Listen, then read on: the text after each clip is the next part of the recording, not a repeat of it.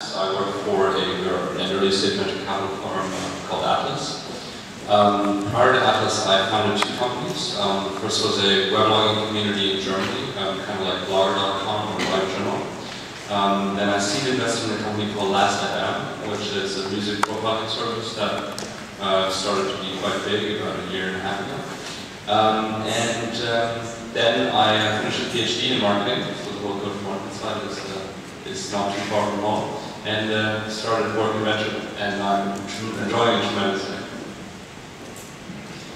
Good morning, everyone. I'm Peter Ward. I'm the co-founder of Wayne.com, which stands for Where Are You Now? We're the world's largest travel and lifestyle social network. We have almost 11 million global members and about 7 million unique monthly visitors.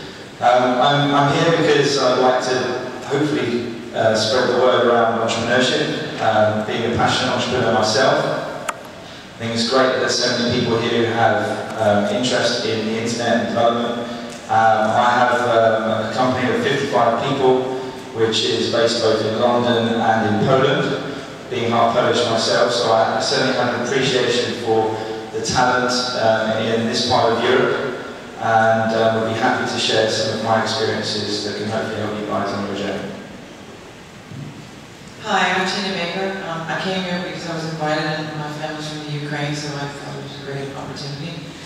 And I would like to meet all of you people and maybe work with you in the future. I've worked with some companies that are based in Moscow, but not in Kiev or Ukraine. And I work in venture capital, and I represent a lot of startup companies and also venture funds, so I know what happens on both sides of the table.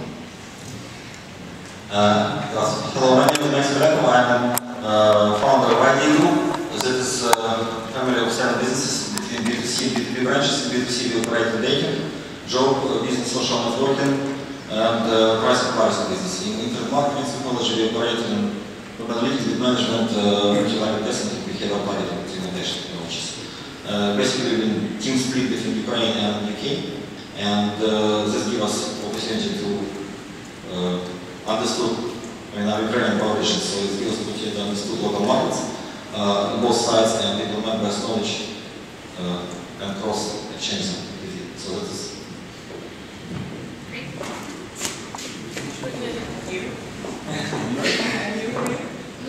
I introduced myself at the beginning, so. Did I actually? No, I'm not sure I did, but everybody knows me here. It's fine. So Max and Peter, to start with, I guess you've heard all the presentations this morning, and maybe you have a few thoughts on sort of what are the 2 or 3 things when you have an idea and you've gotten that initial team together and you're putting the product together. How do you think of really building a massive scale business and a global business? So in terms of taking these companies outside of Ukraine and really putting them on the global map. You started with a company based in Germany, kind of with the German market. How did you, what are the lessons you learned about really taking that broader, making it bigger? I mean, from very personal experience, what we did way too early was open offices in different countries, which, looking back, is a huge mistake. So depending on what business you're in, businesses scale very well just in one place when you have everything together. You have global distribution, so if you're building an engineering company, there's absolutely no need, unless you need to sell face-to-face, to be on the ground in the markets you're selling to. That said, it has a huge influence on your product, so you need to know your consumer. I think one of the most important things in that very early stage, when you're focusing on go-to-market, is look at how your competitors are doing it. Really, if you can get someone in there with an internship, that's probably the best way to do it. But if you can figure out a way to shorten the value chain and to approach key players and make them more money than they're doing at the moment, that's fantastic. So I think I can come from it from the point of view that we set up in the UK with 3 of us. We actually worked full-time at the same time as launching our company. I worked for a company called Accenture, which is a management consultancy company, And when I finished university, I was about £30,000 in debt, because I've been travelling and having a good time at university, like no doubt you guys are. So I figured I should be perhaps a little bit more sensible and earn some money first before launching my big venture. So I took this job and I spent a good two and a half years or so paying off my debt.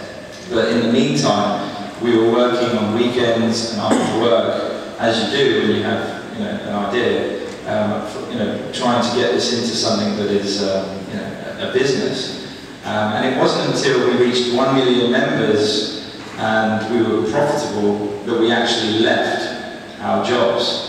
There's a lot of people that think you have to just go and start these things from scratch. That's great, but things take time, longer than you expect sometimes. So don't always think you have to just jump into this. I mean, I'm saying do that, but be pragmatic. But when we actually left, we had some scale already. If you're not in that position, don't be afraid to still do the jump, but just make sure that you have the capacity or funds or support to be able to do that without failing too soon. And the next thing I'll say is that we set up the Polish office literally 4 months after going full-time ourselves. And that was one of the best things we did, because it allowed us to scale much more quickly in terms of people. Obviously, if you hire people in the UK, you're talking a lot more money to have to support those people on the ground. In your case, I would strongly suggest that you build a team locally. It's much more affordable. Try and incentivize people based on either an equity or options, depending on what stage you're at. Make sure you get the right people on your team. Look at people that can complement you, not just in the same sort of skills that you have. So if you're technical, you should probably find someone who's skilled in marketing or commercial. And perhaps that's the area that you need to think about when you have a product that's potentially there ready for the market. You need to think, what people do you need from a commercial or business sense that can help sell that to either your Microsofts or your consumers, if it's a consumer-facing product. And I think that that's where you probably need to look outside of your local vicinity for people, because in the UK and in the US you're going to find the people that have the contacts and the experience to hopefully help your product go to market. Great.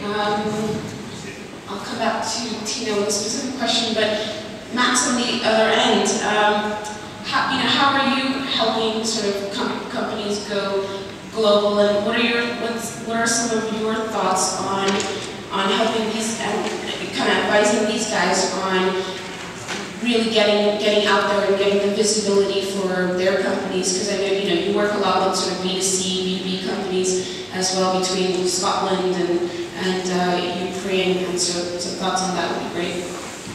Okay, and obviously, the best example, we operate the largest dating business in UK right now, which is like 2,000 biggest in March, for example, if you know. Just in UK, of course, in Kiev. But that is all fully operated from Ukraine. We only have one guy in UK who really likes speaking head, who just speak English and can do presentations. So realistically, if you go to markets that you don't know, you need to bolster and to gather local knowledge of what people need from this service, because it can be very different. Because realistically, like if you look at dating in Japan, or dating in America, or dating in Canada, it's totally different how they address, how they charge, how they get customers, how they retain customers, how they improve our value.